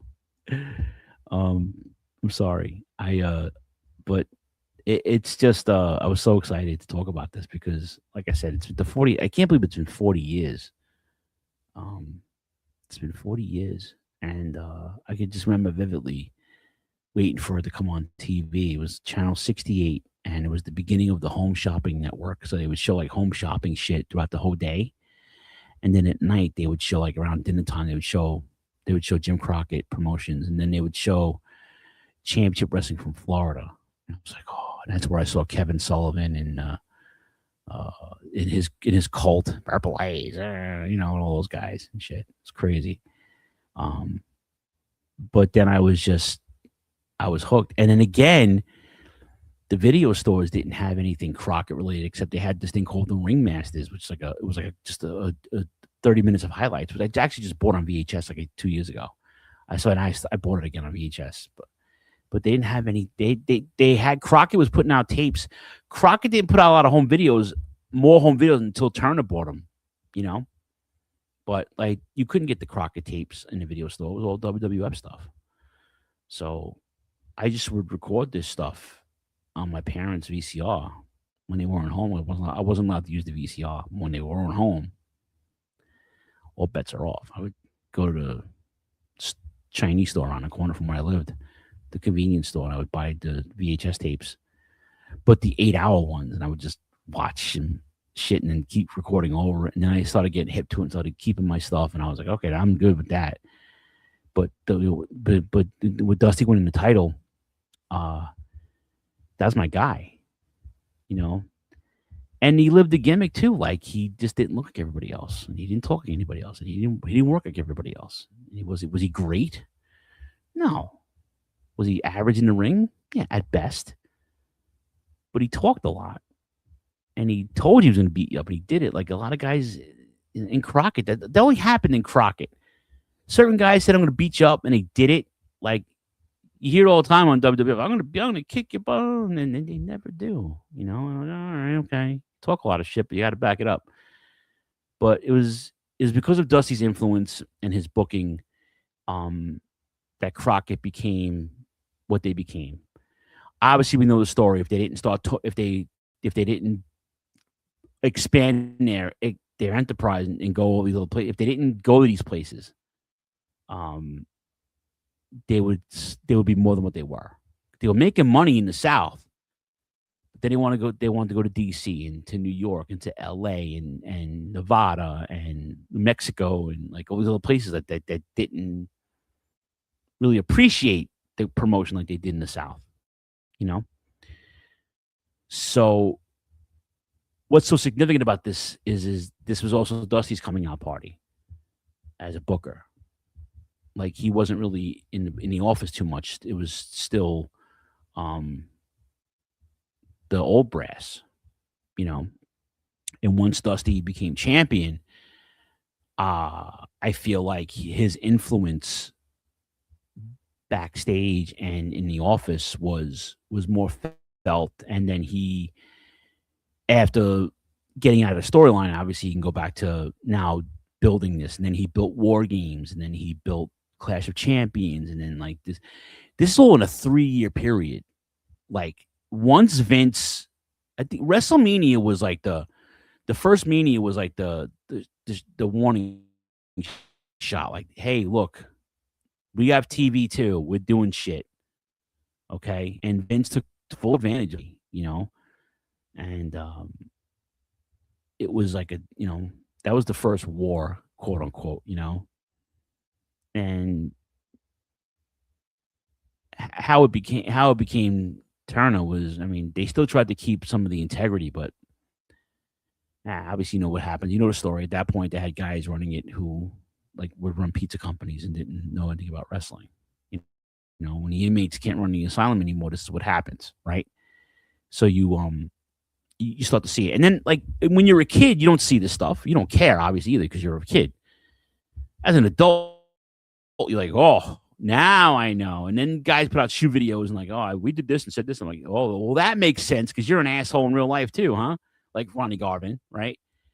So the perspective is there and everybody saw it, but now you really see it. You know, look, Ronnie Garvin called into a radio show a couple months ago and he was still an asshole and still like poking the bear. Like he was still like taking shots at Dusty. I was like, Dusty booked you and put every belt on you and you're still an asshole. Like there were just some guys who just, they just felt like they were neglected. They felt they weren't booked properly. They felt like they couldn't, some guys just didn't go past the mid card until they got to Vince, you know?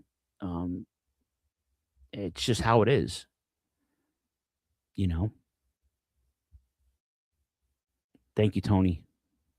My favorite moment as we pull this train into the station soon. My favorite moment probably, besides our first Christmas party, I think, was when we did it's hard to pick just one. The first Christmas party was my favorite. My favorite moment. We did the Christmas party. The first couple of Christmas parties were like classic. There was one episode I did where I think it was one of the Royal Rumble recap shows, and I lost my mind like on a rant. They played it back like I was a maniac. I remember that. The first FTW show we did live, that was fun. But I think the Christmas party was like my favorite thing because we all got together, and that was the first time that there's so many though. Like I would have to like go back and look and listen, and yeah, I have to think about that. I have to think, but I know that those few. Dave Milliken was fun. Adrian Street was awesome. Matt's first row report was phenomenal, actually. The Brody book guy was pretty good. My first couple of shows with Choppy were really, really good. You know, really, really good. I think. Tony, you and I did a show during Sandy. I called into your show. I think it was. I was stuck at the hospital. The No Holds Barred. Yes, the No Holds Barred watch along with Mr. Brill. Yeah, that was good too, man. We had so many good ones. Shit, man. There was so many. There's been so many. I can't. It's God is over 500 of them. You know, I had a couple of a couple of filatorials I liked.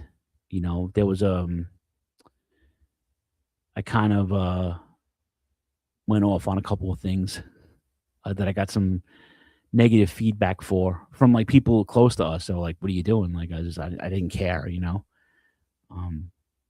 I use this as a platform sometimes for the wrong reasons, but I still at the point I just didn't give a shit. I was like, whatever. This is what it is. Oh my God, Castle Slam. Oh man. Oh, with the pizza. That's the first night I met Rob. The episode where we watched SummerSlam '92 via Zoom. Yeah. Oh my God, you guys are so good, man. I'm so appreciative of all of this. Castle Slam was fantastic. My first big event in my new house. That was fantastic. That pizza was so bad. Michael, my son still talks about that pizza, how bad it is. How bad it was. Oh, how about Mega Powers and Rob dressing up? They wore like American flag clothing, like tank tops and shorts and shit, and like these aviator glasses. It was so much fun, man.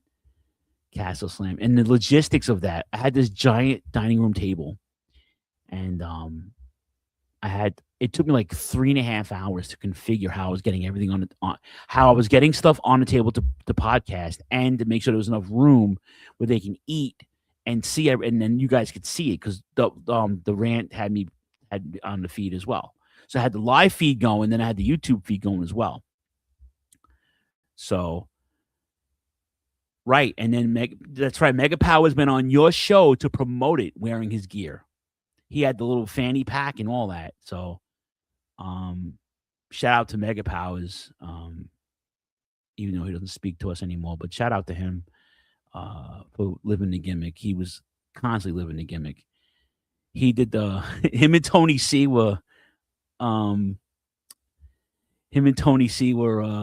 Hammer, White Lightning. They did a show.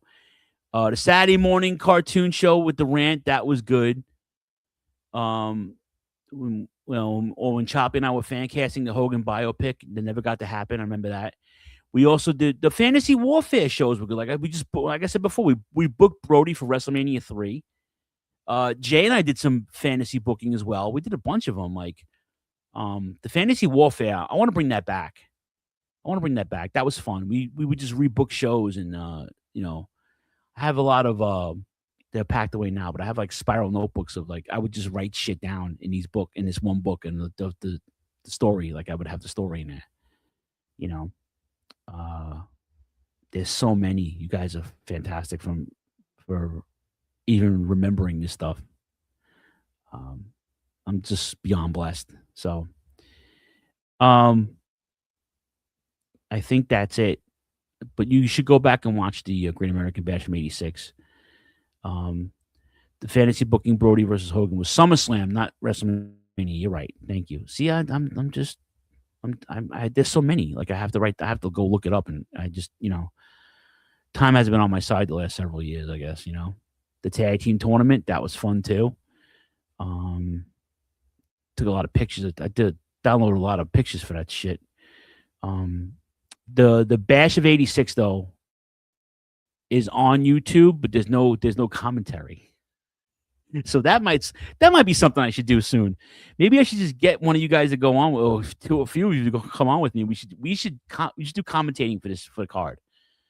So if anybody wants to do that, put the work in, and we could do like a 3-man or a 3-man team or something like that. Maybe we can do commentary over the matches. That would be fun if we can do, because it didn't have any commentating on the YouTubes.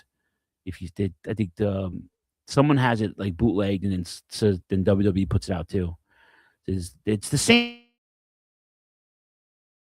thing. There's nothing really had changed on it. They just So, but there's been so many episodes, um, and life experiences that you guys all went through with me. It's been quite the journey. Um, yeah, I'll definitely, you are definitely one of those. Yeah, I'm not joining Club WWE. Sorry, I don't need access to places I'm not doing and stuff I'm not buying. Um, I'm not a belt mark, but I did like that NWO belt they just put out for the anniversary.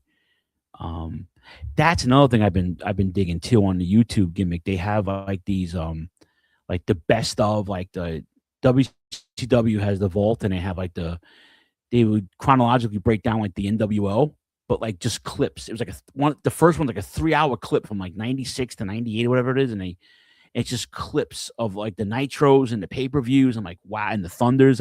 That was fun to watch. I enjoyed that thoroughly. Um, I am forever grateful for you, Tony and Matt, Eddie, Kevin, I mean your crew now. Like, um, I can't begin to thank you guys. We interviewed Paul Roman inadvertently. Yes, that was that was insane. I can't thank you enough for everything you've done for me. Um, I really just without breaking down like a tool bag, but um, there's so much that I've done, and you guys have been there for me every step of the way. And I know I don't do it as much as I should be, but I promise you, I still love this, and I still love wrestling, and I still love all of you. And and I know I thanked everybody.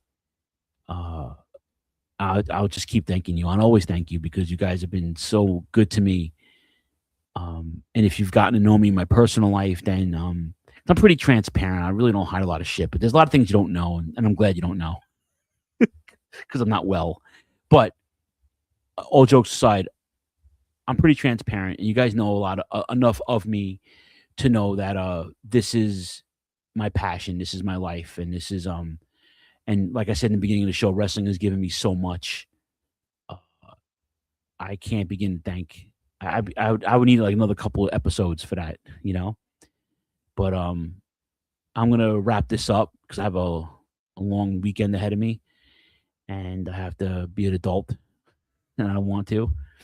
But enjoy Saturday Night's Main Event tomorrow. Enjoy SummerSlam next week. I'm gonna once the Wizards like the rent. But you guys enjoy SummerSlam. Once I get Studio P up and running, which should be hopefully by the end of August, early September, then we'll have some throwbacks and we'll have some good stuff. And who knows? Maybe I'll do some more shows. Who knows? Thank you very much, Shay. Appreciate you always and everybody. You know all the handles. Tbuckle Tbacks on the Twitter machine and Instagrams. Phil Ray on Instagram, Phil Ray on Facebook. Turnbuckle Throwbacks group is on Facebook. ShiningWizards.com. You know, it's been the staple now, 14 years. And just how we do it. Shout out to everybody and keep doing what you're doing. And take care of yourselves, take care of each other. Don't be a jerk off, like Choppy used to say. Don't get arrested. Don't get the clap. You know, be good. Be kind to animals. Just be a good fucking human. Okay, how about that? Just don't use the N word. Yeah, that's a bad word. Well, depends on who you talk to. In our circle of friends, it's been used quite often. Maybe in a wrong light, but yeah, don't do any of that stuff, man. Just be a good suit, be a good soul, man. It's just life is too short. And you don't get to come back, you know. And yeah, definitely avoid the clap. Yeah, if you're getting the clap, you look over your shoulder first before you say it, yeah. But if you're getting a clap in 2026, you're just a nasty individual. Like, just stop it. There's medicine for it now, but still, stop it. You're a disaster. You're a disaster. Stop that nonsense. Okay. But yeah, this has been great. I love you guys. Sorry, I skipped like 2, 3 matches. I didn't fold my paper out. covered it. But thank you, Matt, for the hot tag. And that's pretty much it. You guys have been wonderful. Turnbucklethrowbacks.com. There's still shirts on Pro Wrestling Tees. Someone just bought one a few months ago. So thank you for that. After like 5 years. And just watch a lot of wrestling. Watch a lot of wrestling. It's good for the soul. You guys have been great. Love you. Always love you guys. Take care of yourselves. And I'm out. Until the next episode. Peace, chicken grease, and I don't have any words. I'm done. I think I'm done. I'm fucking rambling now. Rambling. All right, Augie, it's time for bed. Let's get out of here. Good night, kids.